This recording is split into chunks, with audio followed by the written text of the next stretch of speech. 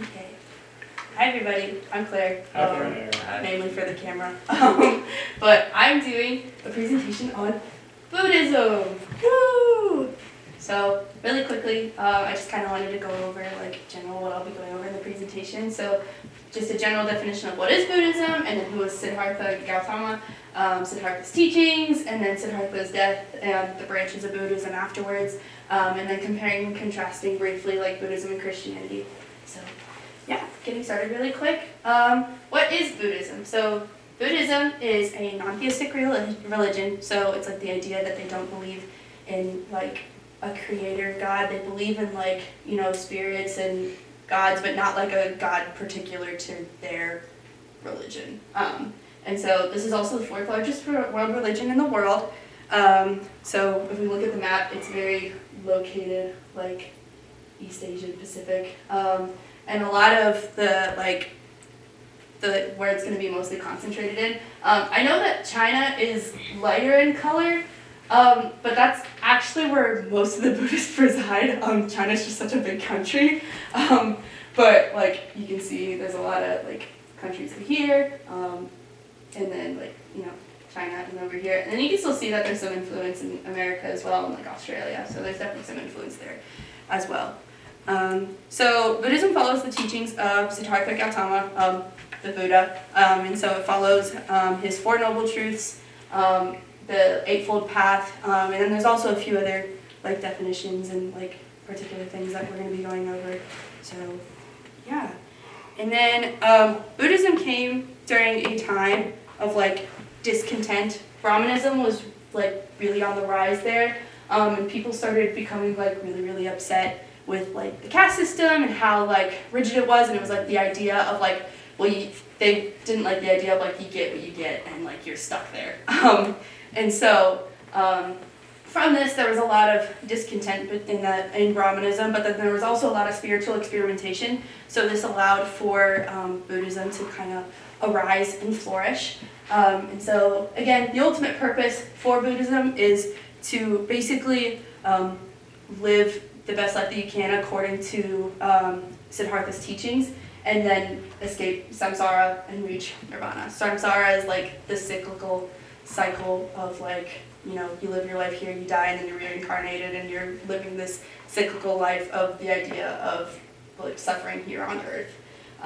But then nirvana is that escape. So yeah. So going really quickly, who is Siddhartha Gautama? So when we start talking a lot about Siddhartha, this is where kind of myth and history kind of get a little muddy, because some of it'll be oh, this is history, and then some of it is really interesting and it's not it's myth, but there's not really anything else that's in writing to prove what actually happened.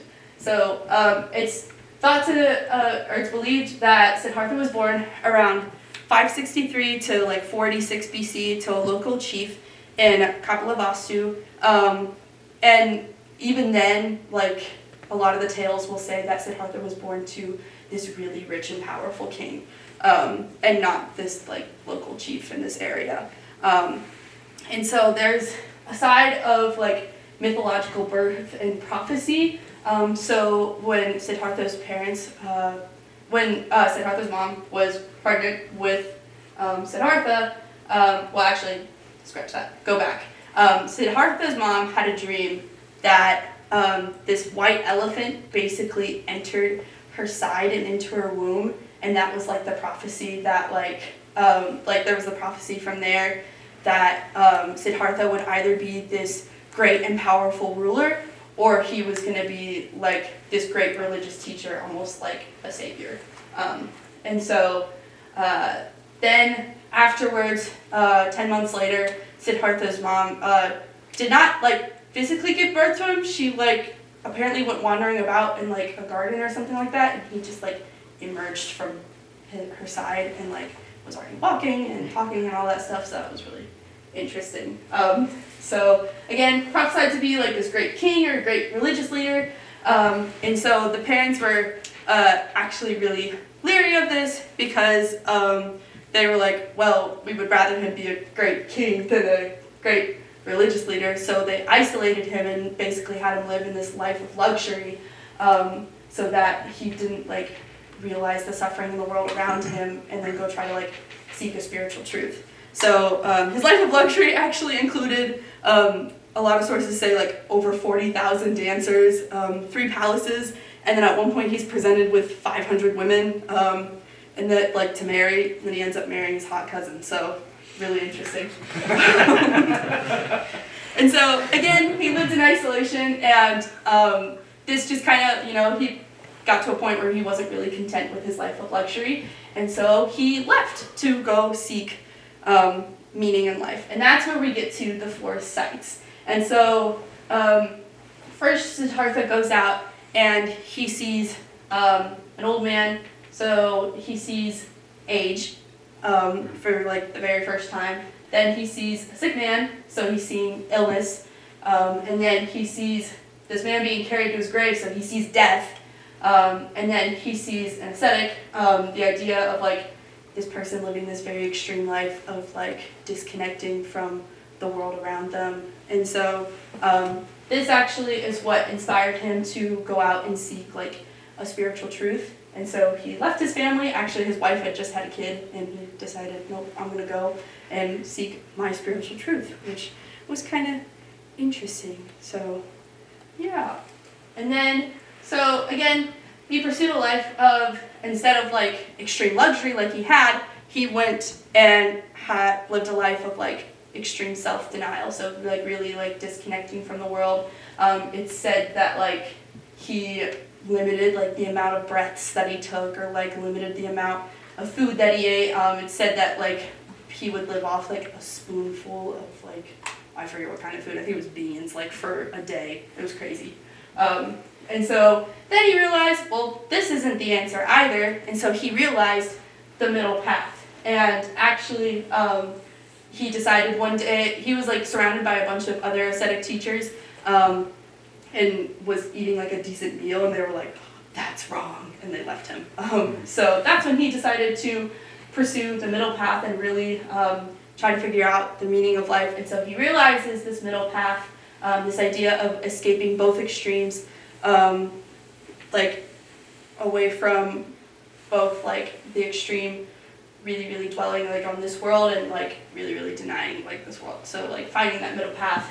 So he meditated under what was the Bodhi tree, and it was said that like that night and after like a series of visions, again this is kind of where like the myth and like history kind of gets a little muddled, because it'll say that like he encountered like spirits and demons that were like trying to distract him, and you know there was like some sort of like internal warfare or something like that.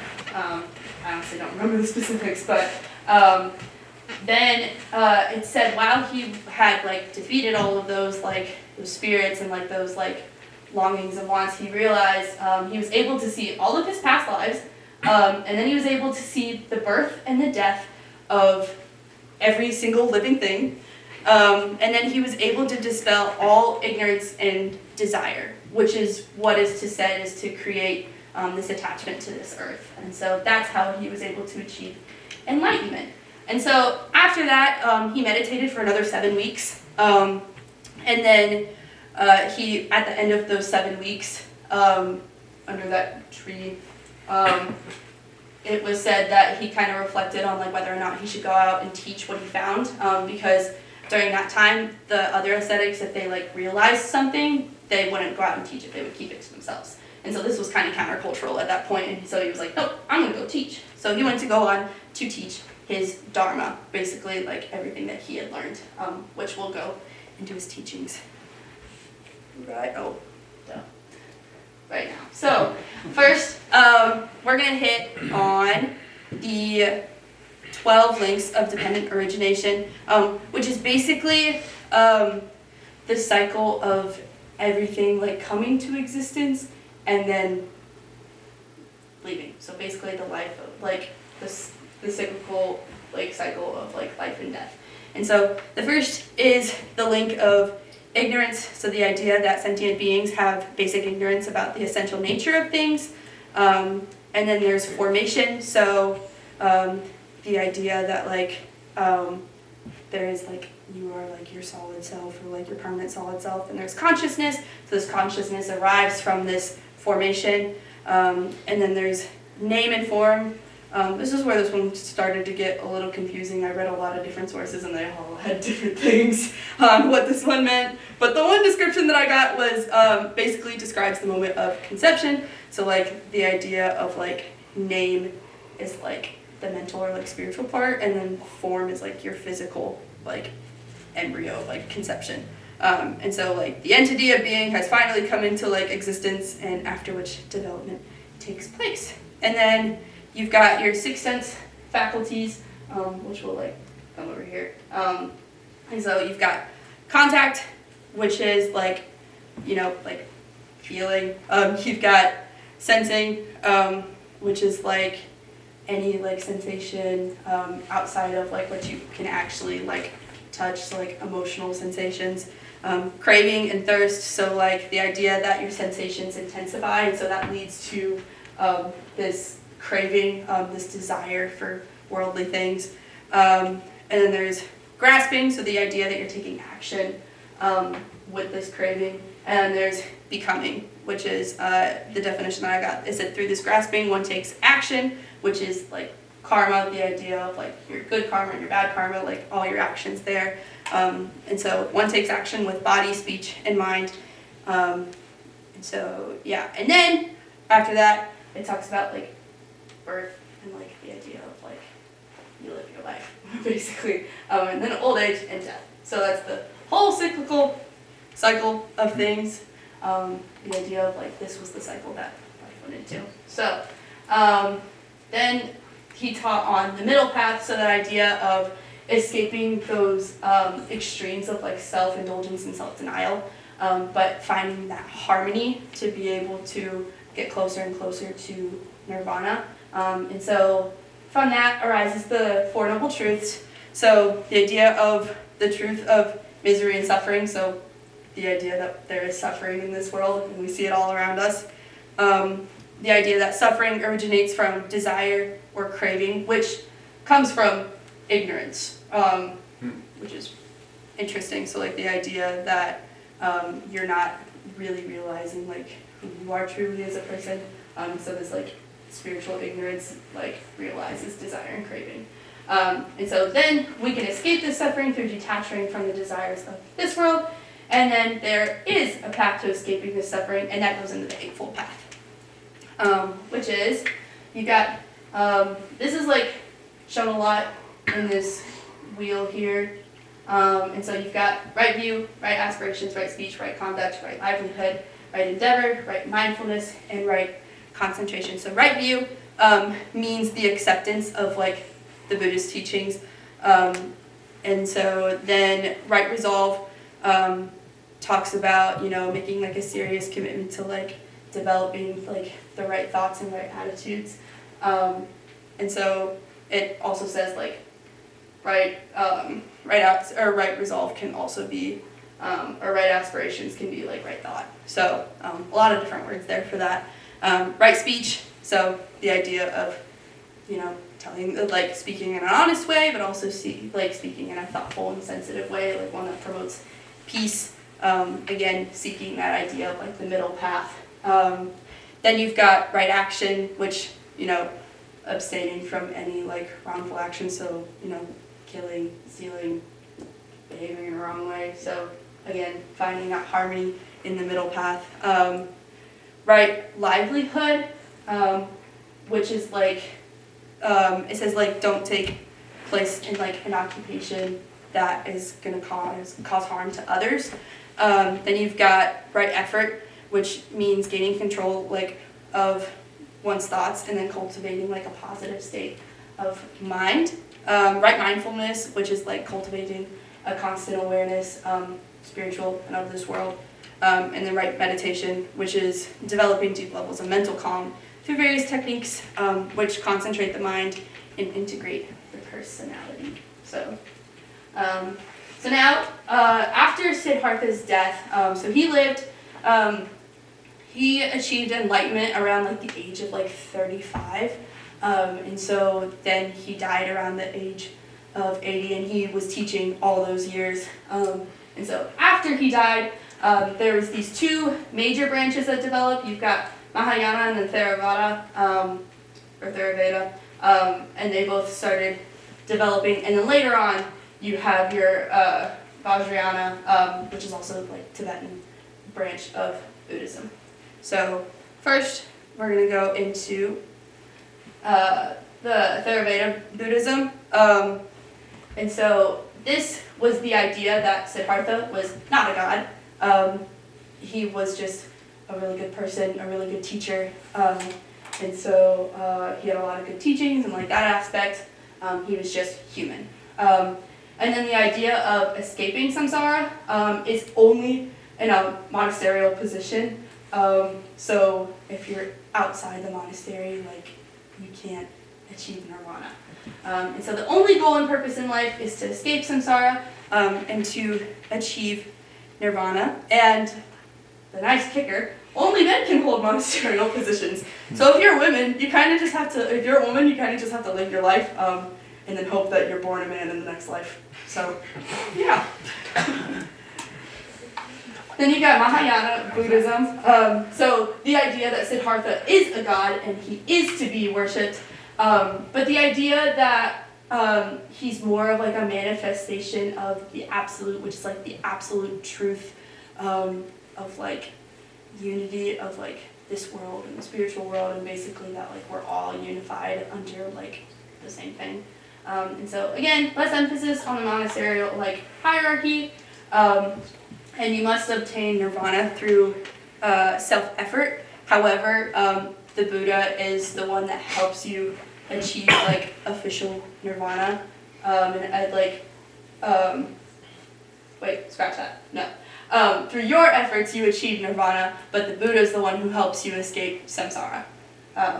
And so then the idea is to, this kind of goes against the Theravada Buddhism, where it was like, you know, your goal is to escape samsara to achieve nirvana. Well, now, like your goal is to also help others achieve nirvana. And so this is where the role of the bodhisattva comes in. And so those who have achieved nirvana, but decide not to leave, like, decide to like help others, like in this life, achieve nirvana. And these are seen more as like deities. They're not like actual people that come back into samsara. Like they've already, like, you know, kind of exited, but not fully like achieved nirvana, which is a little confusing. But there are these ideas that they come back and like assist people to achieve nirvana. And then moving on to Vajrayana or Tibetan Buddhism. This is where it kind of gets a little interesting. So Vajrayana Buddhism, it's a mixture of shamanism and nature worship. So a lot of like ritualistic and like a lot of like religious rites in that aspect. And there's a lot of different like meditative techniques. So, you know, this is where we get some of like our yoga practices, hand gestures, spells, chants, and all of those. And then there's also Vedantic and then Tantric influences. And so basically the Vedanta, basically the idea that God and the soul are one. And basically almost like this like stoic belief of like everything is unified under like the same substance, but not exactly. It's a little bit different than that. And then the idea that individuality is an illusion because God and the soul are one. Everything in the world is one. And so enlightenment, how you achieve that, is realizing that the world is not real, and that there is only the absolute like truth of the idea that you know, there is like a God, there is like, you know, which is not like Buddha the God. It's, oh, I didn't write it down, but I'll get back to you. There's this certain God, which is like not Buddha, but it's a different deity.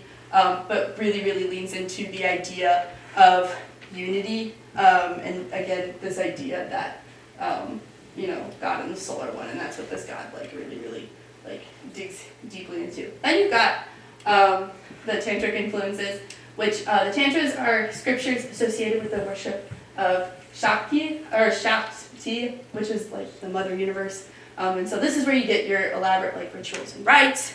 And so this is where you get a lot of breathing techniques and rituals. And I think I vaguely read somewhere that's kind of where you get some of your influences with mandalas, those pretty designs, circular designs, if you know what I'm talking about.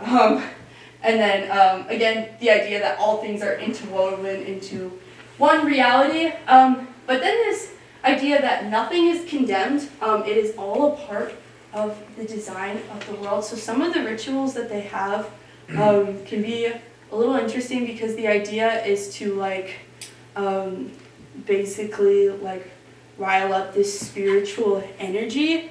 And so one of the more severe ones is this sexual rite that they have with your sexual partner, and it's the idea of if you do these certain actions, then you rile up this certain energy, and that's how you get closer to realizing this enlightenment, which was really confusing to read, but that was what I gathered from it. So yeah, and so now we're going to go into comparing and contrasting Buddhism and Christianity and what I found.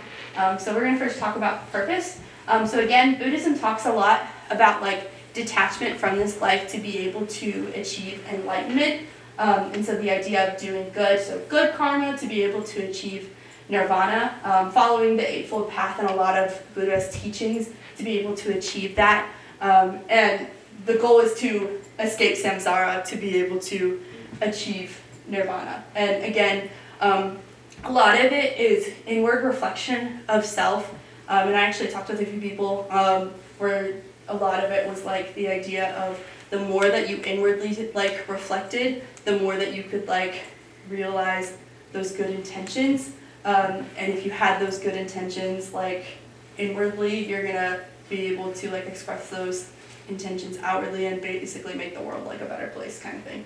And so this goes against this is a little bit different from Christianity, because it's the idea that our purpose is to know God personally, and to live a life according to His purpose. And again, the idea that we cannot save ourselves. It's only through the mercy of God. And so this kind of goes into salvation, where again, Buddhism is very much so follow the Eightfold Path, do good, achieve nirvana, detach from desires and ignorance.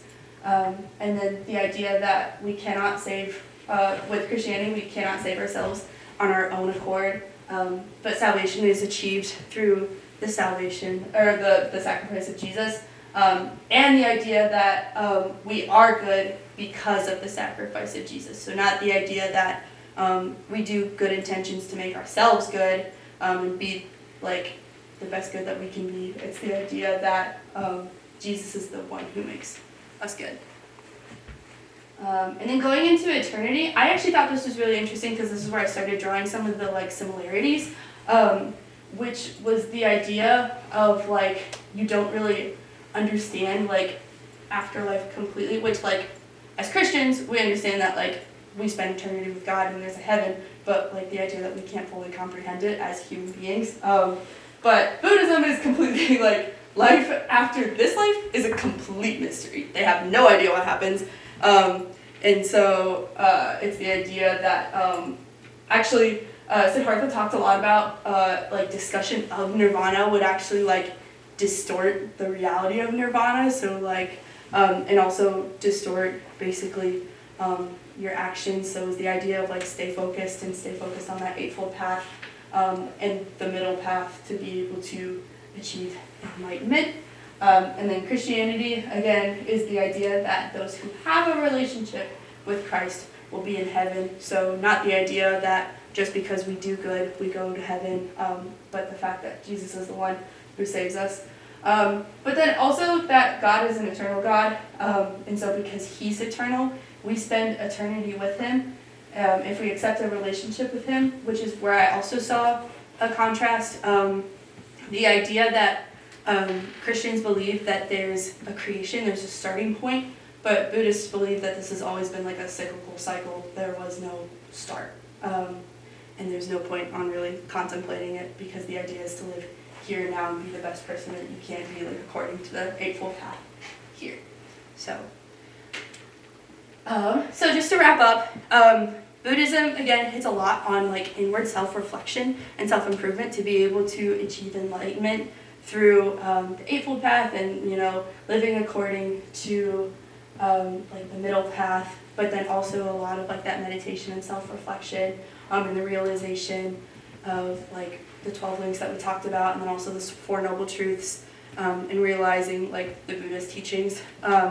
And so we see this a lot playing in the culture of the Western world, at least from what I've seen. A lot of it is be a good person and do good. And the idea that because you're a good person here and you do good, you'll have a good afterlife. And so but also the idea of being a good person will improve the livelihood of others around you. And again, as Christians, we acknowledge that apart from God, we aren't good. Jesus is the one who ultimately makes us good in the eyes of God. But I had the really unique opportunity to be able to really learn about this, and I actually have family members that are Buddhist, which has been really cool to be able to have that conversation, because it's not only helped me realize my own beliefs, but it also just helps you realize how to connect with others. And so that's how I challenge you that's how I challenge you guys with this, is to just continue to be learning like other perspectives, so you know how to engage and interact with people, but also realize like truly what you believe. So, any questions? I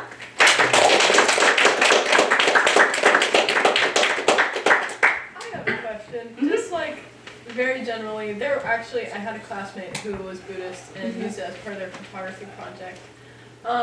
So just hypothetically, like, maybe we've met a Buddhist on Train and Engage, and they share a lot of these teachings. Now we come in with this background of we know a little bit of this, we get to share the gospel with them. They're like, that's cool. What kind of questions would you go from there to engage with someone? I think that's where I would start, like where specifically their beliefs are, because especially in the Western world, like Buddhism is so broad, and it's not very like we saw some of the branches here, and they're very much so like be a part of like this organization, like have this role, and like live strictly like according to this lifestyle, but it's very loose here in the West. So like figuring out like what truly do they believe, and again like asking questions of like what do they believe their purpose in life is, or like what do they believe, what does eternity look like, and like it's not like, at least from my experience, if you talk about eternity, it's not going to be like, oh, we don't talk about that. But like, I know that some people are like, oh, it is a mystery, and then some people are like, well, if I do good, then like, I will have a good afterlife. So I think just finding out where that person stands personally, and then like, I think I would go steer on the side of like, again, what we have is the relationship with Christ, and like sharing your testimony of like, oh my gosh, this is the really cool things that I've been able to see in my life. Because again, the idea that Buddhism doesn't really have a God. Some branches believe in, some branches do believe that like Buddha is like to be worshipped, but then some branches are very much so like, oh, he was a good person, or like, maybe he was a deity, but I also believe in these other deities. So again, very loose when it comes to that. So yeah, talking about that, and then also talking about like, I would touch on the idea of like what you believe is the fact that like, I don't believe that like just because I do good works like I get a good afterlife. It's the idea that it's by Jesus' sacrifice that I'm able to go back to that original design that God has, and be able to live in a relationship, like in an eternal relationship with Him, and that's what eternity looks like for you. So, thank you. Yeah. So you'd said that for some, like the Buddha helps them escape the cyclical cycle. Mm-hmm.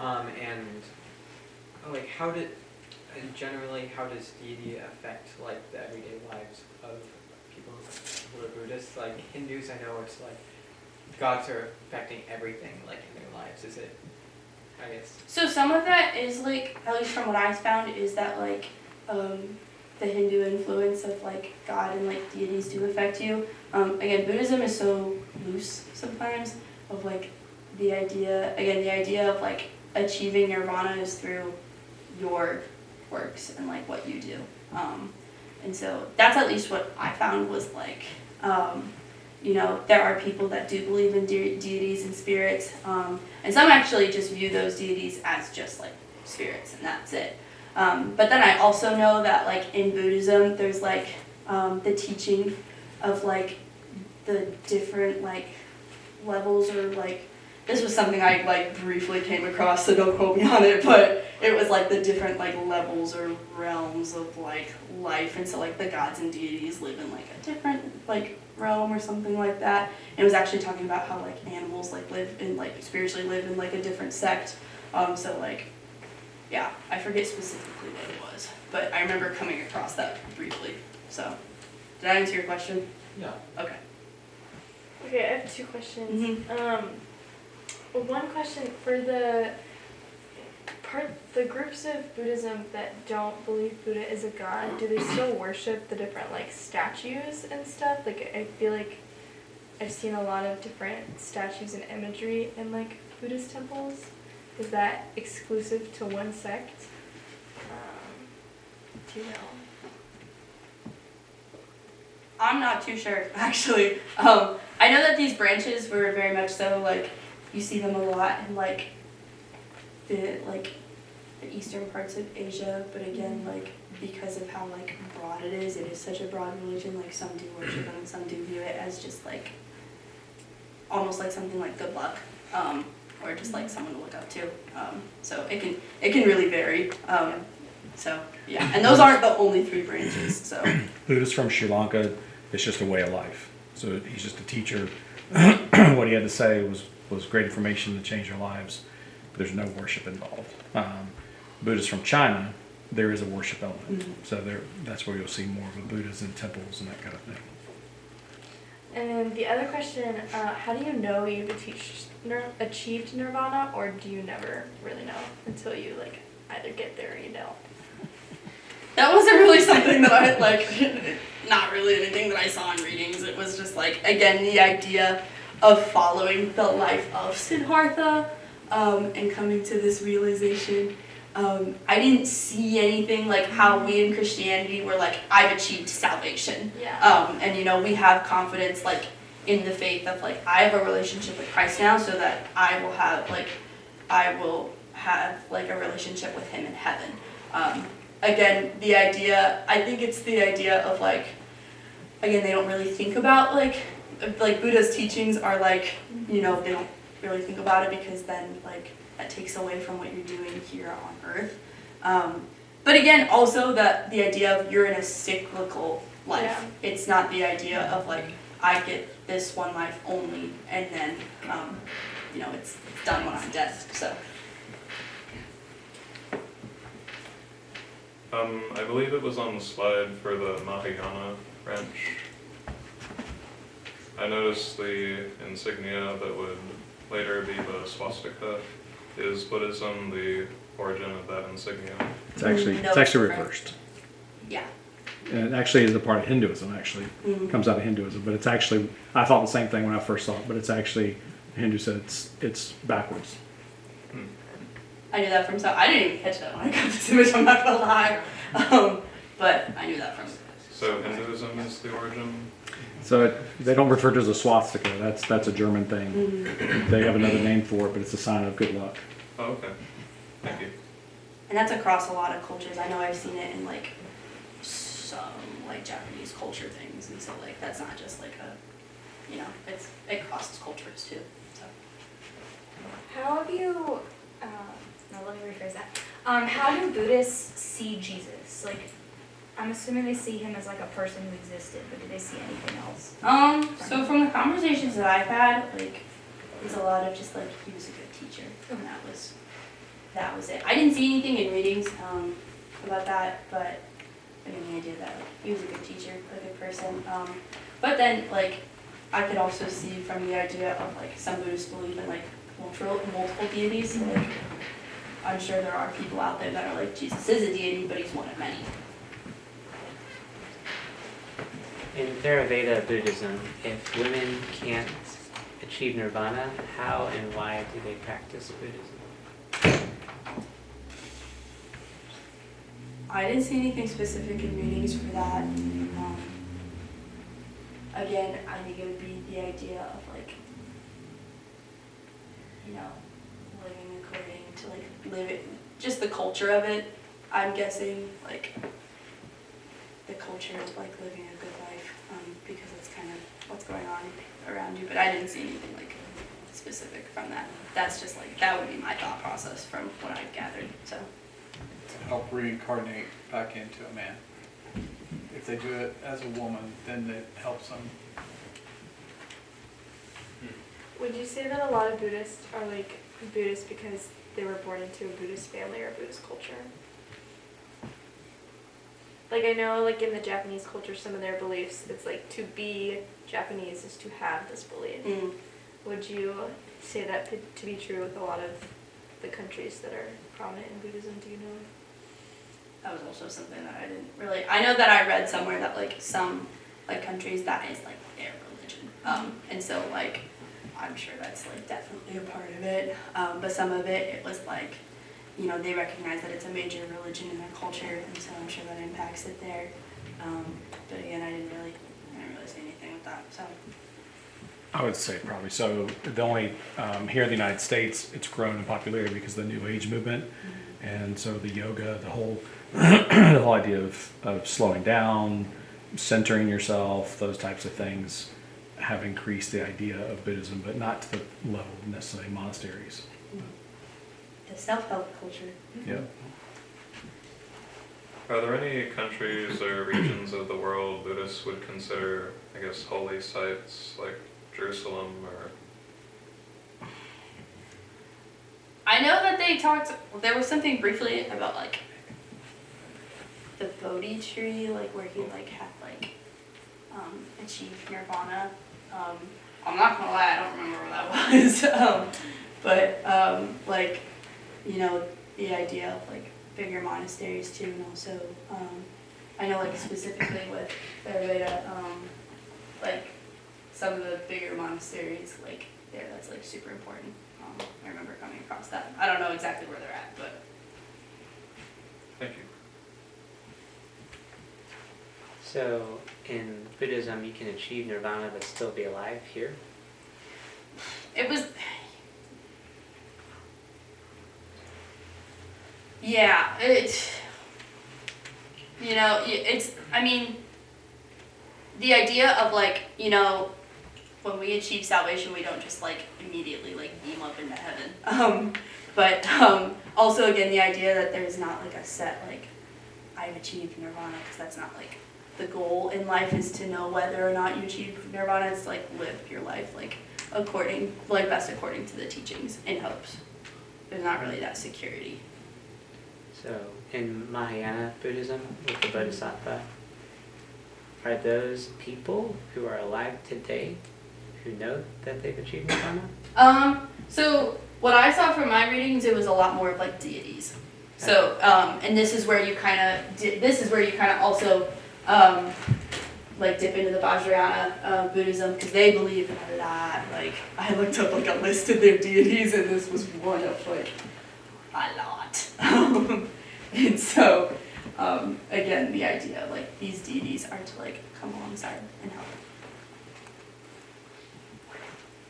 What was like the most surprising thing that you learned, or like that you weren't expecting? This whole section.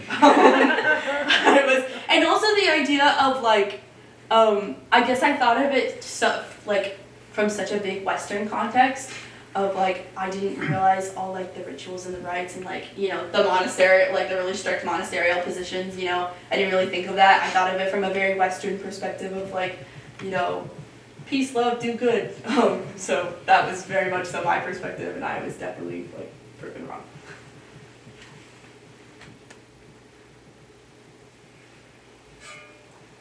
So what is the difference between the skinny Buddha and the fat Buddha? That's just like different cultural like depictions. Because I actually saw pictures.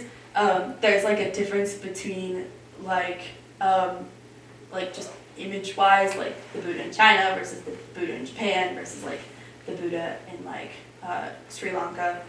So it was like cultural. It wasn't anything like major. That, at least from what I saw.